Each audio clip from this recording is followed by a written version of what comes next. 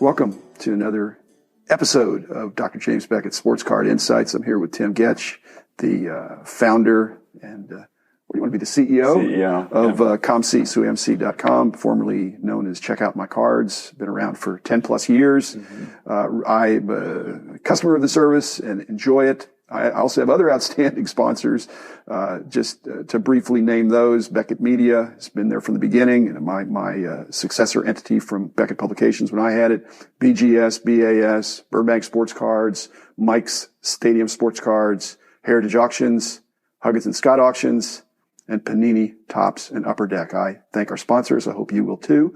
And I'm sitting here today with one of our sponsors. Tim Getsch is going to give us some of his background, personally as well as in the company that I hope others are enjoying as much as I am. So welcome, Tim. I'm glad I got the chance to do this.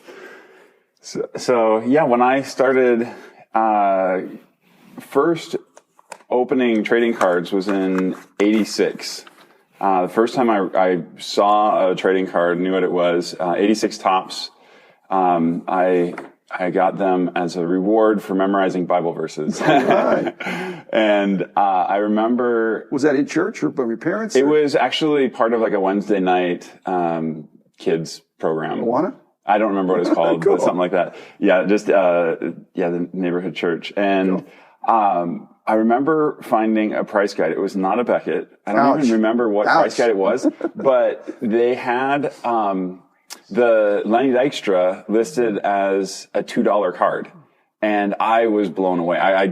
This thing that I got for free actually was worth money. So, that kind of got my interest a little bit. And then in '87, the Twins won the World Series, and I grew up in Minnesota. So that really got my attention for trading cards. And, then in, '88, Oral Hershiser had his, scoreless inning streak. Yeah. And I had to find his rookie card. And so that was the first trading card show that I went to, is to go find an Oral Hershiser rookie card. It's actually one funny story. My brother was really into basketball, and I remember for his birthday one year, I wanted to get him a Michael Jordan card. And I went to the local card shop and picked up the set, and it was like $5. And it had these 3 panels. And I asked if there was a Michael Jordan in it, and he said no. So I just put it back on the shelf. And so I missed out on the Bird and Magic rookie card. But I wish I'd actually found some of those 86 Fleer. Yep. Unfortunately, they weren't around at my local card shop.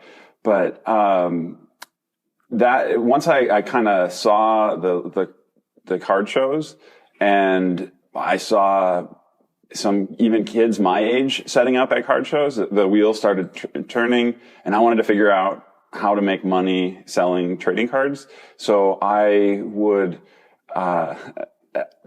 look at like all the different gimmicks that people were doing, dice games and boxes, and but I would figure out, for example, with the dice game, what the odds were, and see where I could put better cards, and I knew that there's less chance of people landing on those cards, those numbers.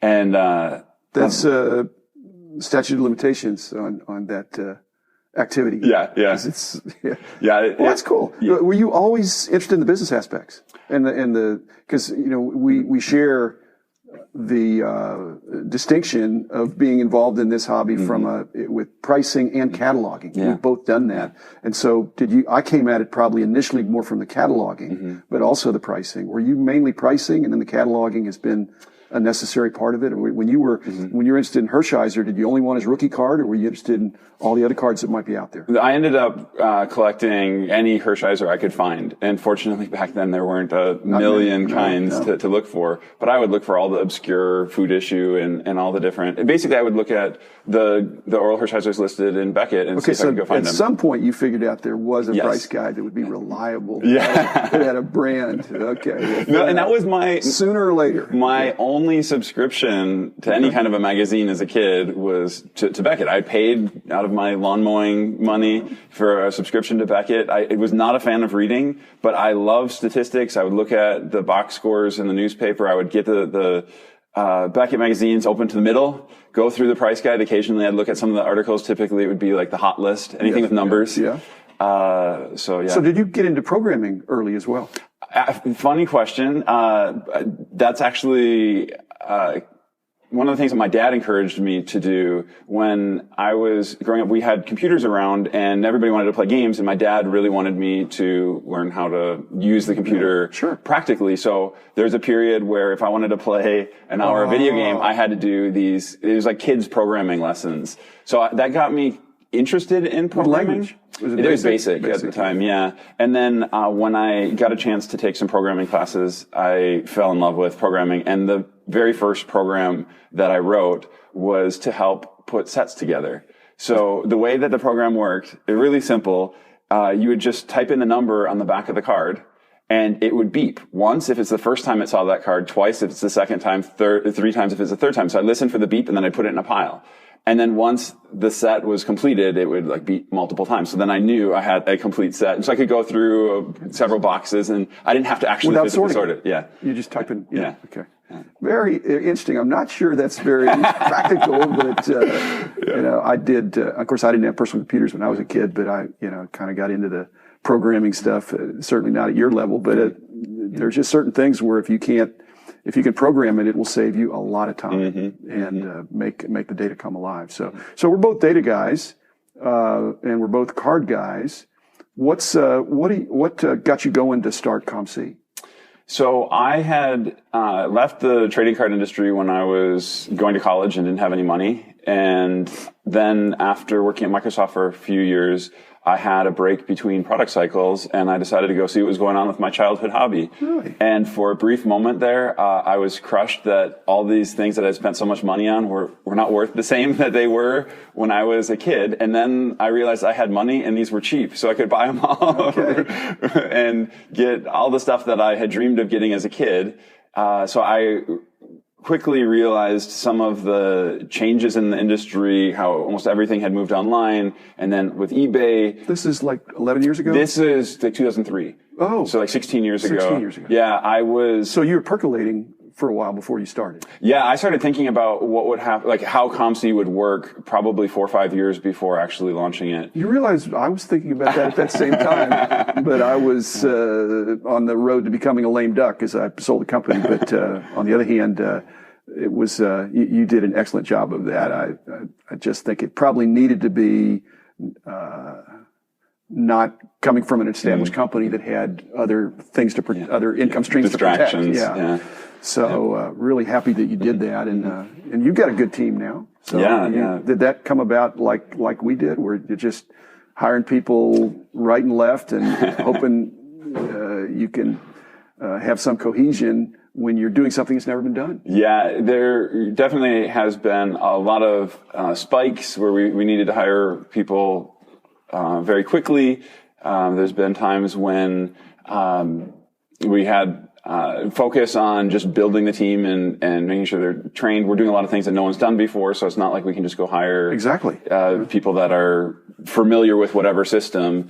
We had to develop the techniques and the systems, and we always are changing. So even the people that are there are constantly learning new techniques. Are you the principal architect or the only architect of the system? I am effectively the only architect. I have other developers that will help out, but they're not really architecting the system. They're kind of taking the instructions on what to do.